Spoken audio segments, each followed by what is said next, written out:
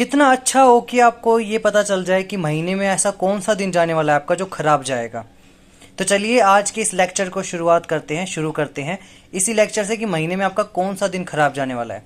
तो अगर आपने अभी तक चैनल को सब्सक्राइब नहीं करा है तो चैनल को सब्सक्राइब कर लीजिएगा। मैंने एक कुंडली ली हुई है, आप अपनी कुंडली निकाल लीजिए और उसी के हिसाब से मैं आपको बताऊंगा कि आपको क्या क्या चीज़ें कर लेनी है, ठीक है, और क्या चीज़ें देखनी है आपको, क्या क्या चीज़ें होंगी वहाँ पे, उसके हिसाब से मैं आपको सारी चीज़ें बताऊंगा देख के, ठीक है। तो चलिए बिना देरी करे हुए लेक्चर को शुरू करते हैं। सबसे पहले क्या करना है, आपने अपने अपनी कुंडली निकालनी है, लग्न कुंडली खोल लेनी है। कुंडली में आपने अपने 8वें घर में देखना है। ये कुंडली का होता है 8वां घर। देखो, पहला, दूसरा, तीसरा, चौथा, 5वां, 6ठा, 7वां, 8वां। यहाँ पर 3 नंबर लिखा हुआ है, ठीक है। तो 3 नंबर की राशि का स्वामी होता है बुध, ठीक है। ये देखना है आपने। अब देखो कि 8वें घर का मालिक जहां पर बैठा हुआ है, यानी कि तीसरे घर का मालिक, जो 8वें घर का मालिक है वो 8वें घर में ही बैठा हुआ है। इस कुंडली में 3 नंबर का स्वामी बुध होता है, वो बुध यहीं पर ही बैठा हुआ है, ठीक है। जहां बैठा हुआ है वहां से 5 और 9 घर के स्वामी को देखना है। जैसे यहाँ पर ये बैठा हुआ है, यहाँ से 5वां घर गिनना है आपने। देखो, पहले मैंने क्या देखा, 8वां घर देखा, 8th हाउस देखा, 8th house Lord, 8th house Lord देखा मैंने। वहां पर 3 नंबर लिखा हुआ था, 3 नंबर का स्वामी होता है बुध, ठीक है। अब 3 नंबर का स्वामी जहां पर बैठा हुआ है, 3 नंबर का स्वामी जहां पर बैठा हुआ है, आपने वो घर लिखना है, ठीक है।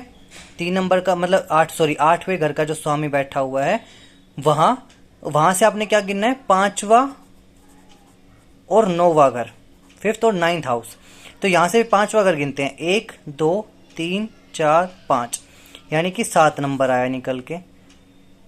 6 7 8 9, यानी कि 11 नंबर आया निकल के, ठीक है। तो मेरे पास कितने आ गए, एक तो 3 आया था निकल के, 3 यानी कि बुध, 7 यानी कि शुक्र और 11 यानी कि कुंभ, ठीक है। अगर आपको ये नहीं पता तो आप पहले की लेक्चर्स देख लीजिए जहां पर मैंने बताया हुआ है कि किस राशि का स्वामी कौन सा ग्रह होता है, ठीक है।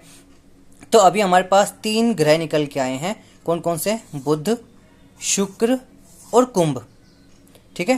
कुंभ राशि का स्वामी होता है, यानी कि देखो, अगर मैं ग्रह भी ना बताऊं, कुंभ का स्वामी कौन सा होता है, शनि होता है, ठीक है। और अगर मैं सिर्फ डायरेक्टली राशि राशि बताऊं या फिर आपको, देखो 3 नंबर का स्वामी होता है बुध। जब भी चंद्रमा बुध की राशि में, ठीक है, इन राशियों में चंद्रमा जब जब गोचर करेगा, कौन कौन सी राशि में, 3 नंबर की राशि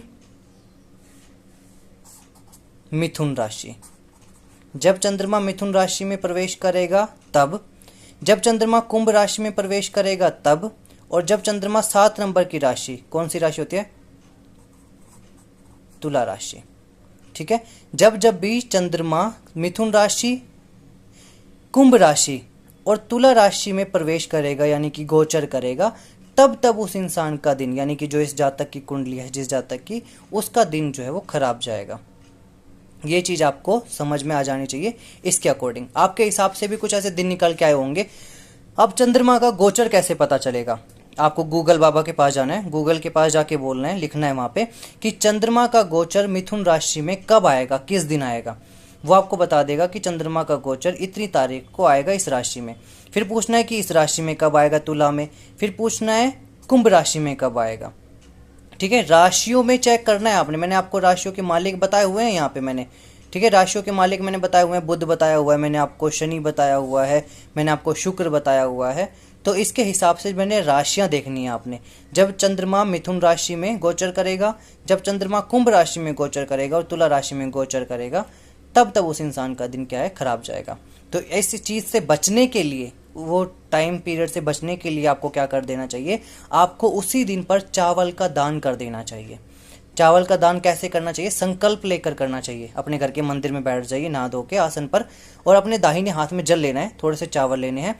आपने बोलना है कि आज का जो मेरा ये दिन है, यानी कि जो चंद्रमा का गोचर मेरी इस राशि में जो चल रहा है अभी, उसके प्रभाव को खत्म करने के लिए मैं इस चीज़ का दान करने जा रहा हूँ। फिर उस जल को नीचे छोड़ देना, धरती पे छोड़ देना है। छोड़ने के बाद इधर की तरफ से छोड़ना है, आगे की तरफ से छोड़ने के बाद क्या करना है, चावलों को छू देना है ऐसे 3 बार। छूने के बाद फिर क्या करना है, जितनी भी अमाउंट का चावल था, यानी कि 100 रुपये का यदि चावल लिए थे तो आपने 10 रुपये उसके ऊपर रखने पड़ेंगे।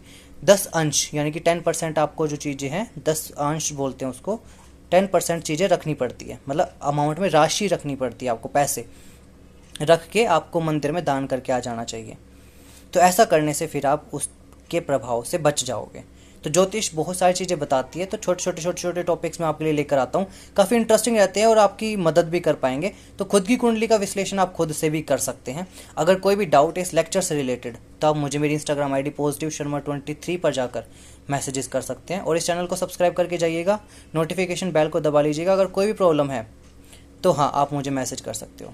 चलिए मिलेंगे एक अगले लेक्चर में, तब तक के लिए जय श्री राम, जय बजरंग बली।